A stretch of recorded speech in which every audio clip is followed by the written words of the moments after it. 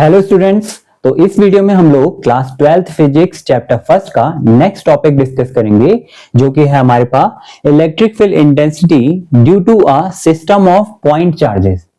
तो यहाँ पे क्या हो रहा है, आपके पास सिस्टम ऑफ पॉइंट चार्जेस के वजह से एक टेस्ट चार्ज के ऊपर इलेक्ट्रिक फील्ड इंटेंसिटी प्रोड्यूस की जा रही है। और अगर मैं ये इलेक्ट्रिक फील्ड इंटेंसिटी फाइंड करना चाहता हूं तो मैं सभी इलेक्ट्रिक फील्ड इंटेंसिटी का वेक्टर सम कर दूंगा। ये कुछ ऐसा ही है जैसे हमने सुपरपोजिशन प्रिंसिपल में फोर्सेस का वेक्टर सम करा था, और यहां पे हम लोग इलेक्ट्रिक फील्ड इंटेंसिटी का वेक्टर सम करेंगे। तो चलिए स्टार्ट करते हैं। फॉर एग्जांपल, एक पॉइंट है P जिसपे एक टेस्ट चार्ज रखा हुआ है Q0, और इस पे कई सारे पॉइंट चार्जेस की वजह से, जैसे कि Q1, Q2, Q3 और ऐसे करके Qn पॉइंट चार्जेस की वजह से इस पे क्या हो रहा है, फोर्स लग रहा है। अब ये सारे ही पॉजिटिव चार्ज हैं, तो Q1 के वजह से जो इसके ऊपर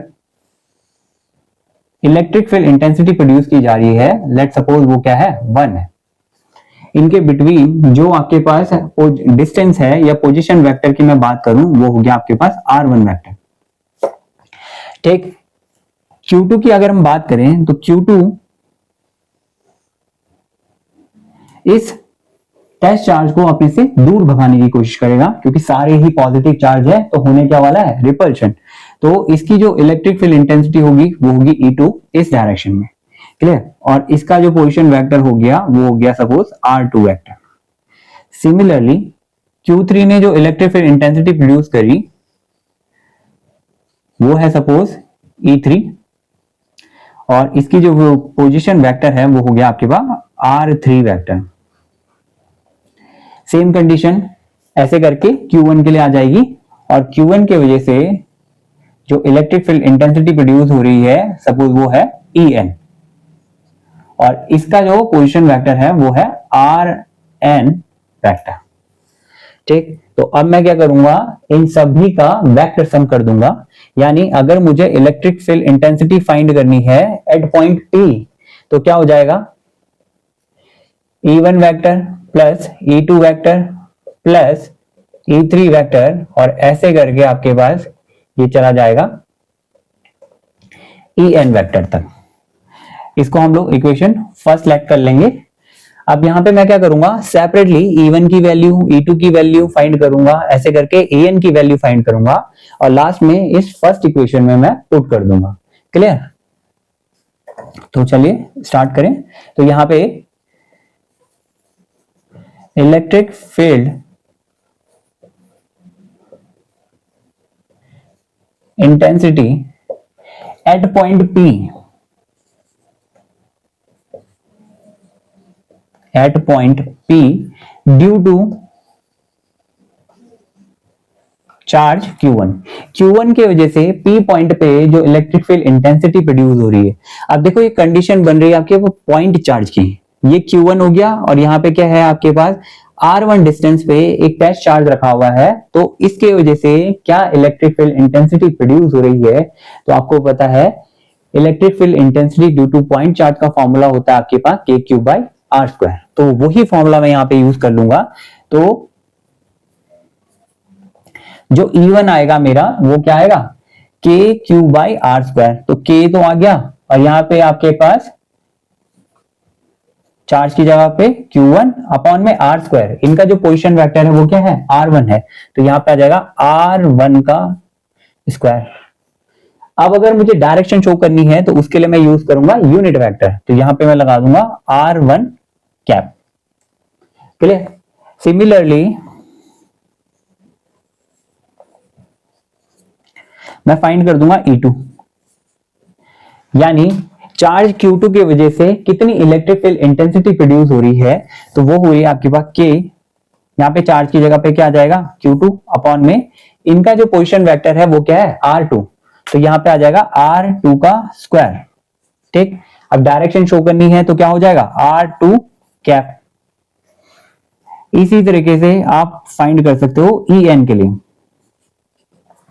यानी n number of point charges के वजह से कितनी इलेक्ट्रिक फील्ड इंटेंसिटी आ रही है, तो वो आ जाएगा आपके पास K, यहाँ पे क्यू की जगह पे आ जाएगा क्यू एन अपॉन में आर एन का स्क्वायर, और अगर मुझे डायरेक्शन शो करनी है तो आर एन का कैप। अब ये जो सारी वैल्यूज है मैं पुट कर दूंगा इक्वेशन फर्स्ट में। So you can write here, put the value of E1, E2, E3 और ऐसे करके आप कहां तक जा सकते हैं, En इन इक्वेशन फर्स्ट। तो ये जो सारी वैल्यूज है मैं इक्वेशन फर्स्ट में पुट कर दूंगा, ठीक। तो E is equal to E1 की जो वैल्यू है मेरे पास वो है आपके पास K Q1 R1 का स्क्वायर। अब यहाँ पे देखो K K K ये सारा कॉमन आ रहा है तो मैं इसको फ्रंट पे ले लूंगा, तो K आ गया कॉमन। अंदर क्या बच रहा है आपके पास, अंदर बचा आपके पास Q1 अपॉन में R1 का स्क्वायर R1 का कैप, क्लियर। फिर आ जाएगा E2 के लिए, तो अंदर बचेगा Q2 अपॉन में R2 का स्क्वायर और R2 का कैप, और ऐसे करके मैं n चार्जेस के लिए फाइंड करूंगा, तो यहां पे आ जाएगा आपके पास Qn अपॉन में Rn का स्क्वायर और Rn का कैप, ठीक। तो जो ये फॉर्मूला है आपके पास, इसको मैं समराइज कर दूंगा एक सिंपल से फॉर्मूले में।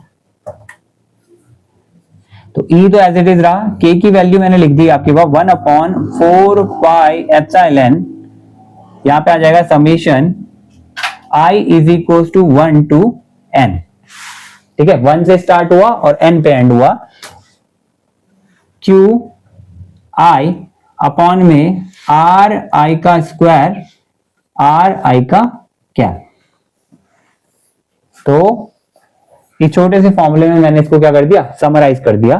तो क्रॉस चेक करते हैं हम लोग, अगर मैं I इज इक्वल टू 1 रखता हूं तो यहां पे क्या जाएगा Q1 अपॉन में R1 का स्क्वायर और R1 का कैप, ये आ गया मेरा फर्स्ट वाला, क्लियर।